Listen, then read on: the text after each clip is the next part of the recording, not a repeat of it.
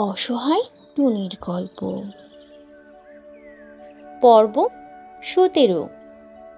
টুনি তখন মনের কষ্টে মনুকে বলে, মারে, তোর ভাই রনুও তো বউকে নিয়ে শহরে চলে গেছে আমাকে একা রেখে। আর তুইও যদি আমার সাথে এমন করিস তাহলে আমি কি নিয়ে বাঁচবো রে মা? কি নিয়ে বল? আমার তো শেষ সম্বলটা তোরাই মা। আমার শরীরটাও বেশি ভালো নেই রে মা, আর কিচ্ছুটি ভালো লাগছে না। একটু এসে দেখা করে জানা রে মা, তাহলে একটু ভালো লাগবে আমার।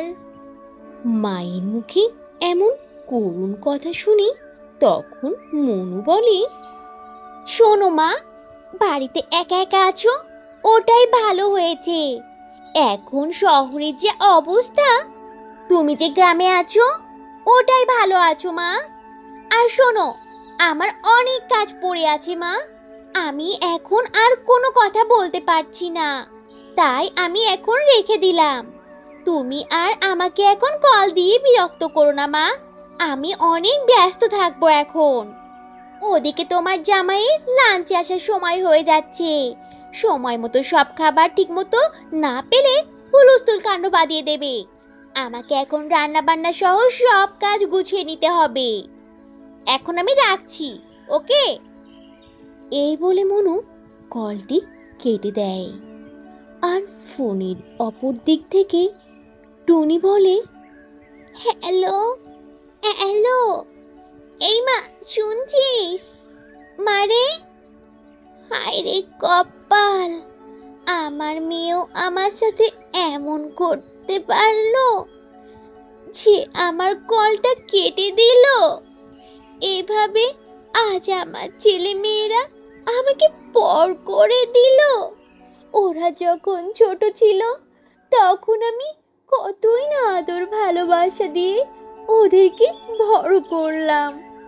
ওদের জন্য আমার সব শখ আহ্লাদ বিসর্জন দিলাম, আর ওরা এখন আমাকে এইভাবে কষ্ট দিচ্ছে। হায় আল্লাহ, আমার সন্তানেরা আজ কোথায় হারিয়ে গেল? আমার সাথে কথা বলার মতো সময়টুকু তাদের নেই। আমি কি করব মালিক, কি করব? কিভাবে আমি আমার জীবন পার করব? এই জীবন থাকার থেকে তো না থাকাই ভালো মালিক।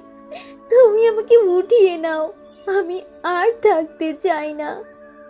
আমার সেই ছেলে মেয়েরা কোথায়, যারা কিনা আমার কষ্টে আগে ব্যথিত হতো? হায় সৃষ্টিকর্তা, সেই পুরনো দিনগুলো কোথায় গেল, কোথায় হারিয়ে গেল? টুনি তার জীবন নিয়ে কি ভেবেছিল আর এখন কি হয়ে গেল টুনির সাথে। টুনির জীবনের বাকি অংশ থাকছে পরের পর্বে। তো বন্ধুরা, এই ছিল আজকের গল্প। গল্পটি থেকে কি শিক্ষা পেলে তা অবশ্যই কমেন্ট করে জানাবে, আর ভালো লেগে থাকলে একটা লাইক করে দেবে। আর এখনো যদি চ্যানেলটি সাবস্ক্রাইব না করে থাকো তাহলে এখনই লাল রঙের বাটনটি চেপে চ্যানেলটিকে সাবস্ক্রাইব করে দাও, আর অল দি নোটিফিকেশন প্রেস করে রাখো। তাহলে বন্ধুরা, আজ এখানেই শেষ করছি। আবার দেখা হবে নতুন কোনো ভিডিওতে, নতুন কোনো গল্প নিয়ে। সে পর্যন্ত তোমরা সবাই ভালো থাকবে আর নিজেদের প্রতি খেয়াল রাখবে। আল্লাহ হাফিজ।